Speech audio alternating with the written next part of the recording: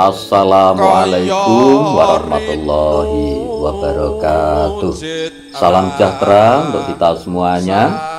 Rahayu, rahayu, rahayu. Pada kesempatan kali ini, bahasan kita adalah mengenai tanda-tanda ataupun ciri-ciri orang yang didampingi ataupun mempunyai kodam ular naga. Nah, jadi naga ini juga jenisnya bermacam-macam. Yang saya maksud di sini bukan naga yang real, bukan naga yang kelihatan, tidak, tetapi adalah sosok makhluk gaib yang berwujud naga. Nah, orang yang didampingi oleh kodam ataupun sosok makhluk gaib yang berupa naga ini biasanya orang tersebut adalah bijaksana sebenarnya. Jadi ciri-cirinya orang itu orangnya bijaksana. Sebelum kita menginjak ke ciri-ciri yang lebih spesifik, kita bahas dulu tujuannya untuk apa sebenarnya orang yang mempunyai ataupun orang yang didampingi oleh kodam naga ini. Nah, biasanya kodam naga ini adalah dipergunakan untuk hal-hal yang berkaitan dengan dunia perdagangan. Nah, jadi orang yang mempunyai kodam naga ini biasanya adalah pandai berdagang orangnya, tanpa harus bekerja keras, tapi dia itu memang sangat pandai untuk hal-hal yang berurusan dengan perdagangan. Mencari tender segala macam itu juga pinter. Kemudian pengelolaan masalah keuangan itu juga pinter. Ini kalau orang-orang yang didampingi oleh kodam naga.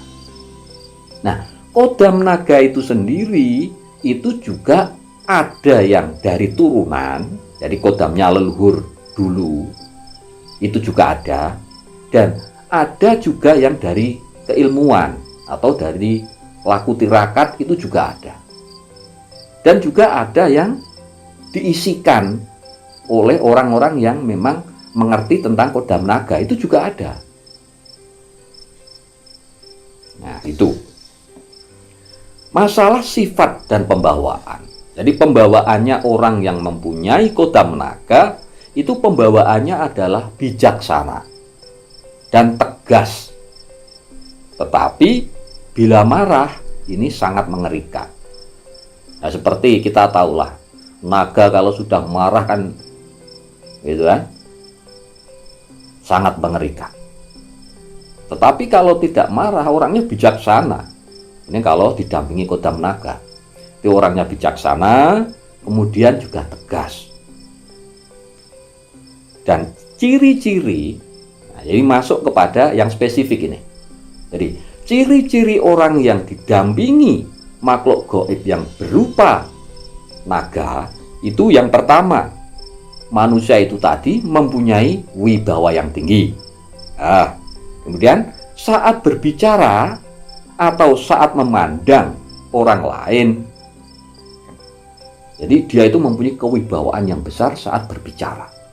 Kemudian juga saat memandang lawan bicaranya. Sehingga biasanya lawan bicaranya itu akan tertunduk dengan sendirinya. Dan juga akan ikut perintah daripada orang yang mempunyai kodam naga itu tadi. Jadi seumpama ini hal yang berurusan dengan tender atau bisnis umpama. Orang yang mempunyai kodam naga ketika baru berbicara dengan orang lain yang berhubungan dengan bisnis, maka dengan kewibawaannya, caranya berbicara, kemudian caranya menatap orang tersebut, maka lawan bicaranya secara otomatis akan tunduk dan akan ikut apa yang diperintahkan dan diomongkan oleh orang yang mempunyai kodam naga itu tadi. Itu. Kemudian yang jelas, ini ciri yang kedua. Orang tersebut biasanya pandai berdagang. Nah, ini kalau orang yang mempunyai kodam naga itu biasanya adalah orangnya pandai berdagang. Kemudian juga pandai dalam hal untuk mencari rekanan bisnis ataupun memenangkan tender. Itu paling pintar orang-orang yang mempunyai kodam naga ini. Di samping itu juga akan gampang dipercaya oleh orang lain, meskipun memang orang lain itu tadi baru kenal. Ya, inilah kehebatannya kalau punya kodam naga. Kemudian yang selanjutnya, biasanya orang yang mempunyai kodam naga ini juga pandai dalam mengelola masalah keuangan.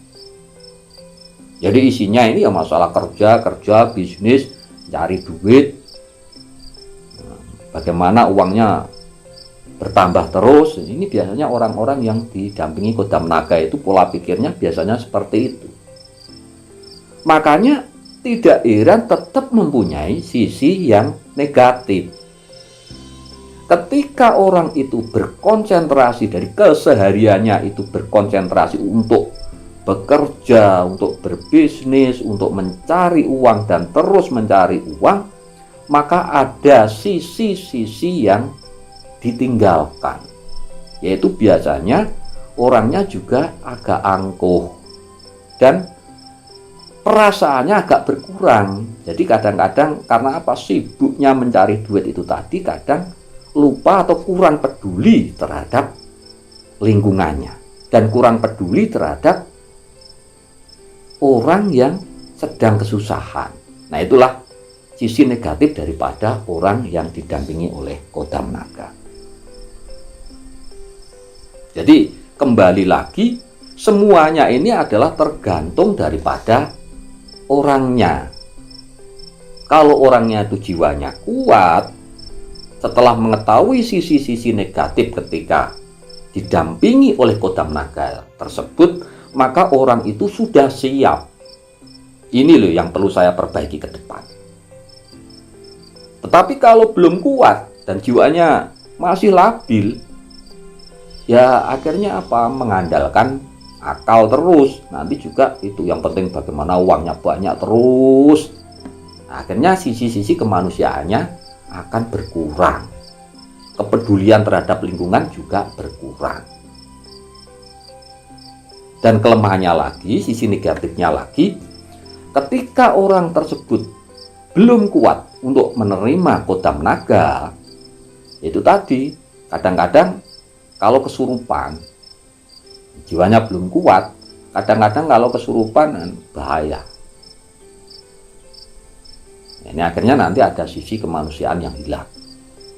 Jadi kembali lagi, yang terpenting dan yang terbagus adalah bagaimana kita, entah itu didampingi kodam naga ataupun tidak, yang penting kita adalah selalu menggantungkan diri kita kepada Tuhan yang Maha Kuasa.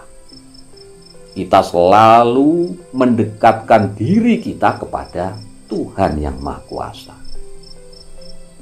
Kita selalu mengakui bahwa kita tidak bisa apa-apa. Kita selalu mengakui kita adalah orang bodoh tanpa daya dan kekuatan daripada Tuhan yang Maha Kuasa.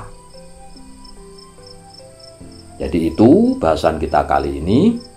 Mudah-mudahan bermanfaat untuk kita semuanya. Dan bagi sedulur-sedulur yang sudah menonton video ini dan mungkin punya pengalaman tentang ya yang namanya kodam ini, ataupun mungkin tentang mimpi-mimpi yang aneh-aneh ataupun pengalaman batin yang lain, monggo silahkan tulis komentar panjenengan di kolom komentar. Sekali lagi terima kasih.